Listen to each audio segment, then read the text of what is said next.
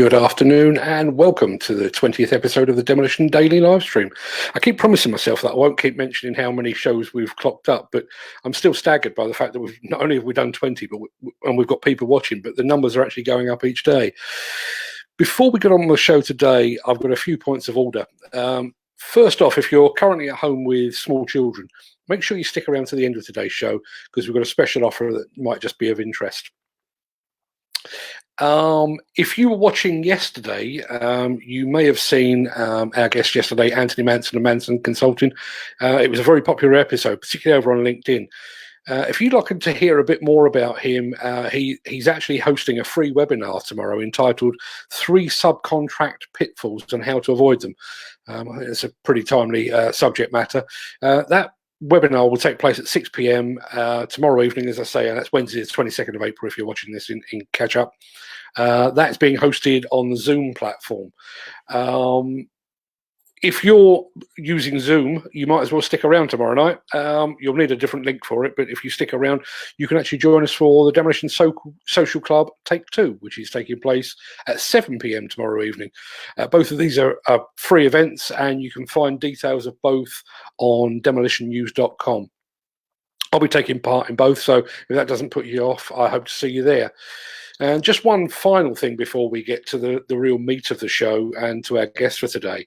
We're currently in discussion with a couple of companies over sponsoring this dog and pony show that we call a daily live stream. But since neither has actually arrived at my front door with a suitcase full of fivers, we're still largely reliant on ad income from platforms like YouTube and Facebook to keep this leaky old ship afloat. So YouTube allows ads to be slotted into a video like ours at random places. And as a result, we found that those ads often appear mid-sentence, which is really bloody annoying. So we're going to attempt to put those ads or the ad spaces in manually. There's no guarantee that YouTube will actually insert an ad. And if you're watching this on Facebook or Instagram, it won't work at all anyway. But before we welcome today's guest, here, hopefully, fingers crossed, is a word from our sponsor.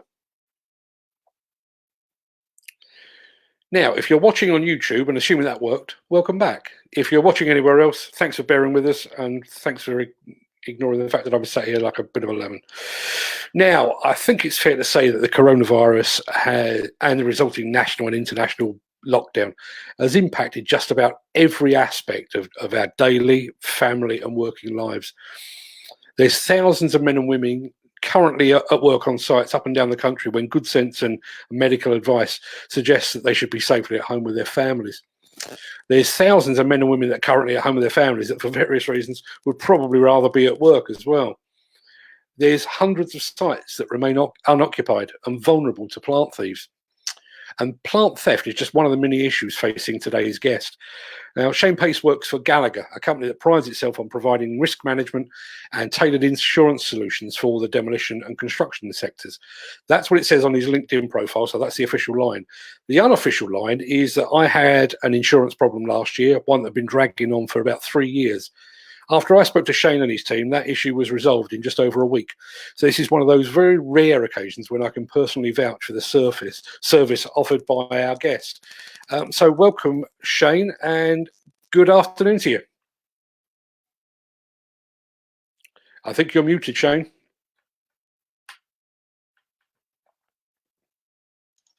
Right, back in the room. Sorry. Hi, Mark. How are you doing? Yeah, not too bad at all. Thanks for joining us today. That's all right. I've given you a very quick introduction there, but a part of your role is in the field of risk management, which is really flavour of the month, I would say, right at the moment. How well would you say demolition and construction has managed the risk from the coronavirus to date? At the moment, because of the position we're in, or most of us are all in, I'm not able to get to any sites. So I've probably not got the first-hand experience I'd normally have with attending building sites, but it does seem to vary from site to site. And from what I'm reading on various demolition pages, some are shutting down, some are ticking the boxes. But I think, and even speaking to a contractor earlier on this afternoon, it's almost pot luck between who you're sitting next to, how strong the site manager is, and also who the main contractor is, i.e. whether they're encouraging you strongly to make sure you attend site, and maybe making sure that you're not so well off if you don't attend site. So I think it's pretty an unfair position for a lot of people, to be honest with you. Yeah, I mean, I guess, with the greatest respect to everybody involved, it has come out of left field, and I don't think there's actually, or up until a couple of weeks ago, I don't think there was a risk assessment in the world that allowed for a global pandemic. So it has caught everybody on the hop, I guess.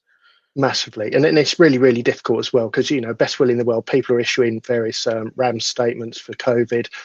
People are trying to follow them, but I think the lack of guidance and clarity that we're getting from the government's not helping as well. You've got them saying, make sure you stay 2 meters away from everyone, but if you can't, try and do your best, or decide whether that job's necessary. Well, if you've got to do your job before the next trade gets in, then you haven't got a lot of choice. And if you want to pay your mortgage, again, you haven't got a lot of choice. So it's a really tough situation for everyone.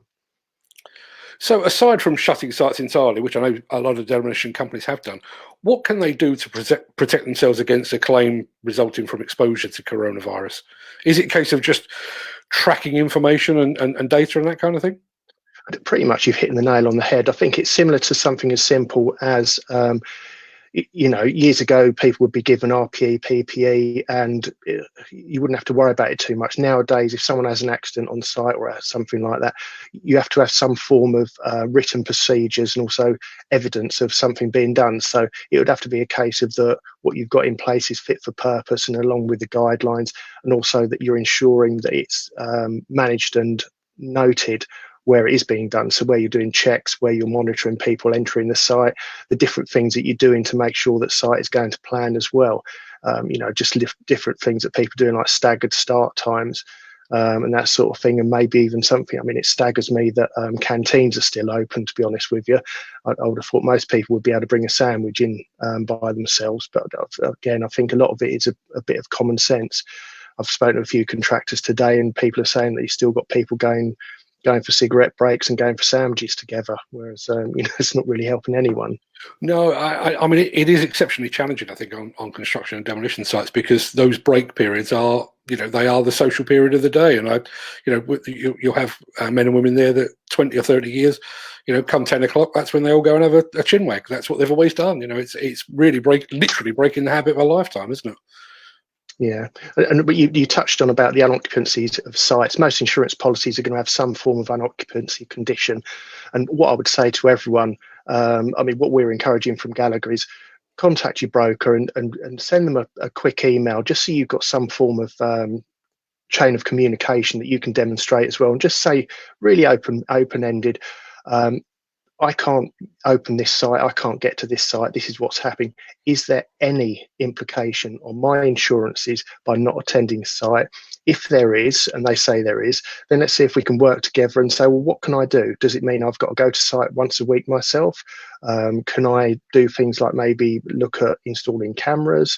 And then there's the other side that you're talking about with regard to security as well, where you've got a higher increase of theft and that sort of thing. So if the site's down, it's things like, the old-fashioned concrete blocks at the start of the premises, and maybe look at employing security companies to do a sweep. Just different things like that. Like I say, just be really open-ended with your broker. Say to them, I can't get to site, it's not open, this is when we're expecting it to open, what can I do to make it all right, and is there any implication? Just by leaving it nice and open, you've got you can wait for the response from the broker, but they can't demonstrate that the insurer is going to be surprised by what's going on your site. Sure. I mean, this has just literally popped into my head, so I'll do my best to word it. We've got a lot of instances where you've got a demolition contractor that's working for a main contractor or a client, and that client wants the job done, and the demolition contractor has decided, I can't do that safely. Is there any sort of insurance cover in place, or can there be insurance cover in place to protect the demolition company against possibly being penalised financially by the contractor or the client? I think it's going to be really difficult. I think where it's not the way cover will, I would imagine, come into play will be where the employee can demonstrate failing in the way they're being protected. So if they're saying, on one hand, we're looking after our staff, you can come on site, we're going to be all right, and then they're shoehorning them into site meetings in a site room with 10 people in a 20-foot square confined space, and someone connects it, and then the rest of them connect it. I think it's like I say, it's not going to be an element of cover. I think claims will be paid under the employer's liability, but I think it's going to be more of a case coming from employees where they've not been looked after and where the management has failed. So that would be a failure on site, basically. But actually catching COVID-19, I mean, firstly, you've got to demonstrate that you didn't catch it from the delivery driver or you didn't catch it from Tesco's. So that's going to be hard in the first instance. But if a few people, I suppose it's similar to when you get an outbreak on a cruise ship or on a hotel. If a number of people come down with it and you've all been sat in the same room while this is going on, I think you're going to have to stand a reasonable chance of getting somewhere with it. But there's not really any specific cover for it, and nobody's going to be adding cover in. I've seen some things in the public domain about speak to your broker about adding cover for COVID-19. Well, it's not going to happen. It's just a waste of time.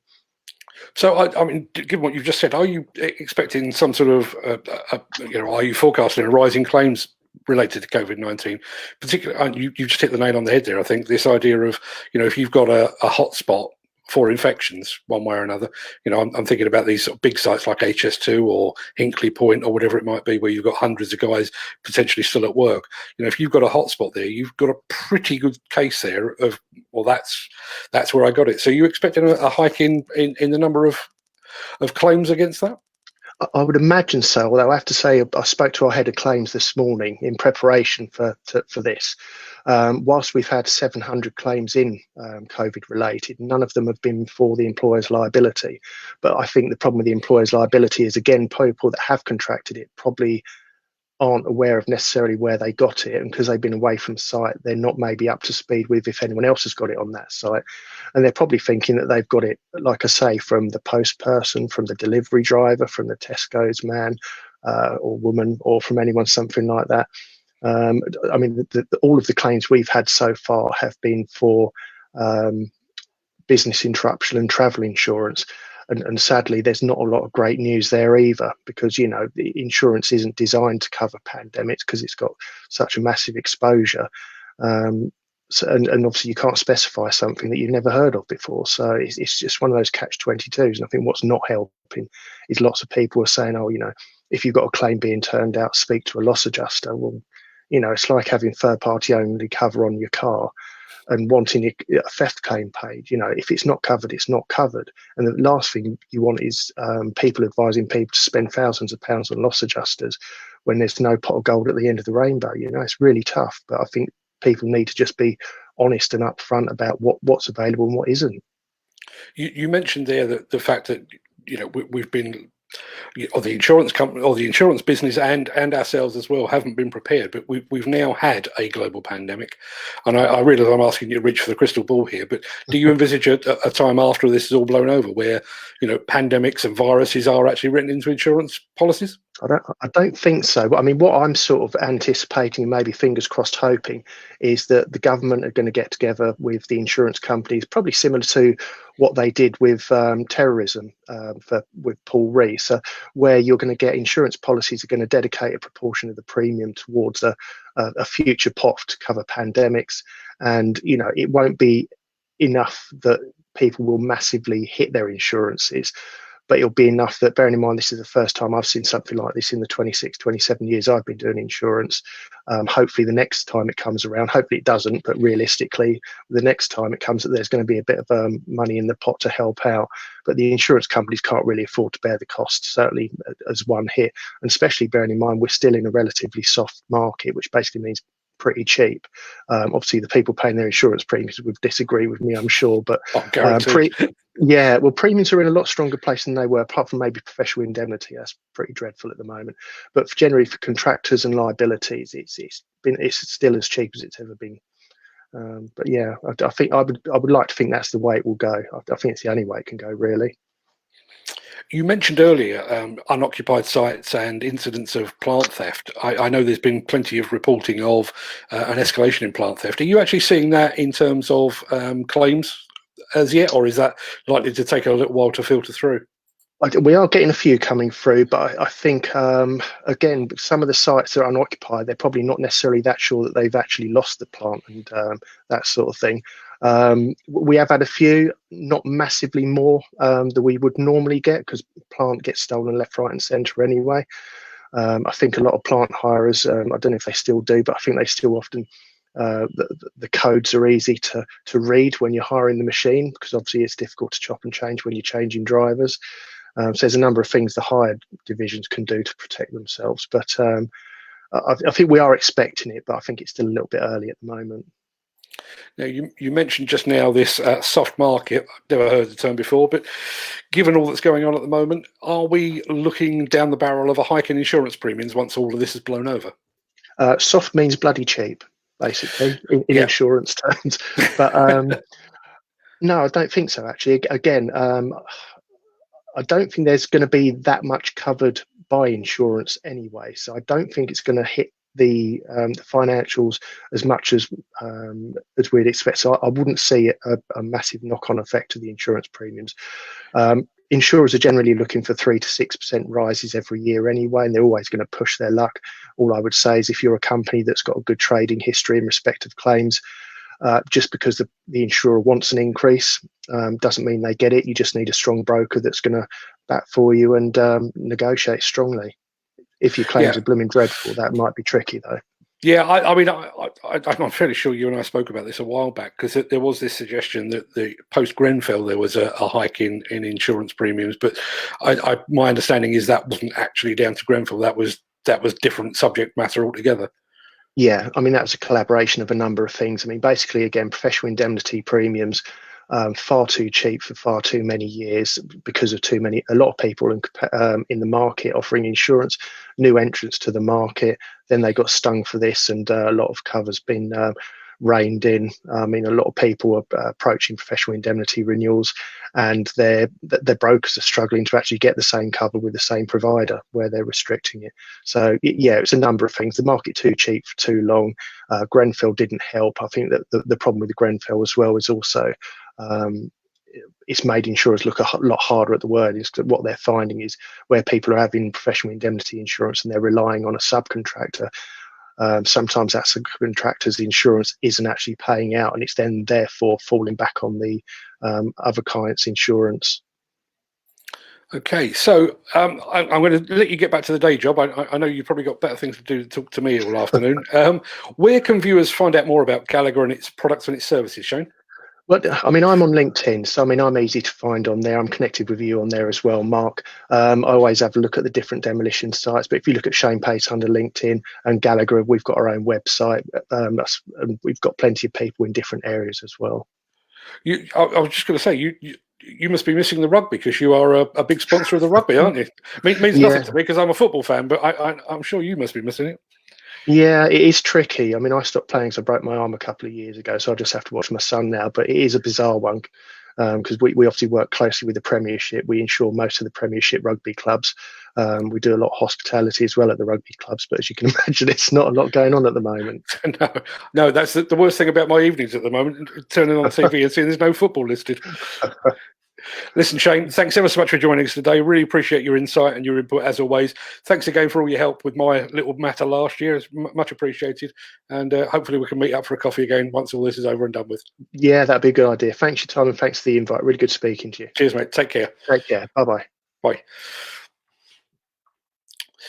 I hope you found that useful. Obviously, you can find Shane on LinkedIn, as he's just said. I will put connection. Let me try that again. I will put a link to Gallagher in the show notes once you watch this over on YouTube, if you're watching in the catch-up. Speaking of YouTube, now is a good time to insert another ad break, I think. So 3, 2, 1, that's where it will go. If it happened, great. If it didn't, not so great. Hopefully that will bring in a few cents, and if it does, I'll endeavour not to spend it all at once. Now, if you cast your mind back to the beginning of this episode, you might remember that I mentioned that those stuck at home with young children might like to stick around. There's a reason for that. I was bored this morning, so I started tidying up the office, and I came across what did I come across? I came across a stack, or a very small stack, of a children's book that I wrote with my friend John Woodward a few years ago. Didn't even know I had them. I thought they were all stashed away in storage by now. So those are cluttering up my office. So if you would like one, we're going to do a giveaway. We've only got 5 copies because that's all I found in the stash, but we've got 5. So if you'd like to win one of those, all you need to do is send me an email. You can see my email address going across the bottom of the screen here, hopefully now. If it's going too fast, or if you're on a mobile device, which makes the scrolling impossible to read, just have a look at this on YouTube. If you go over to YouTube and just search for Demolition Daily, you'll find us.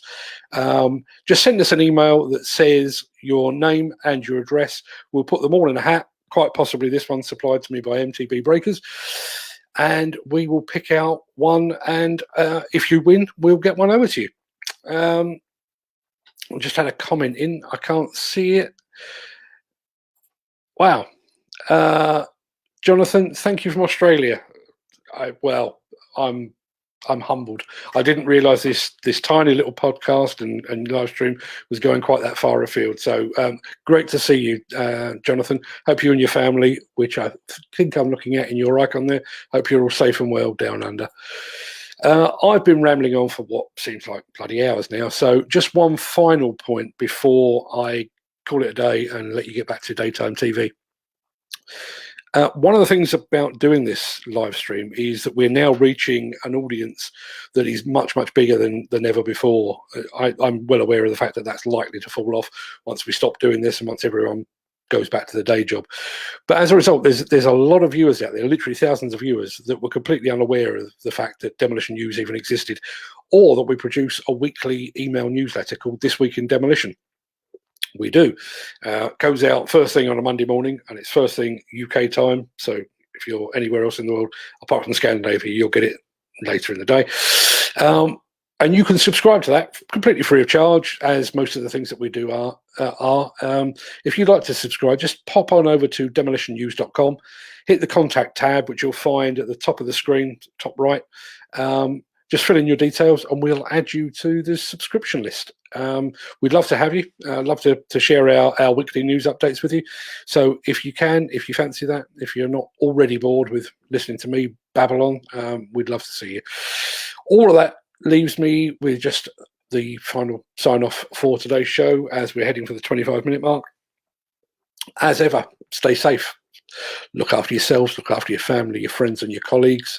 We will be back here again at 3 o'clock tomorrow afternoon for the Demolition Daily Livestream.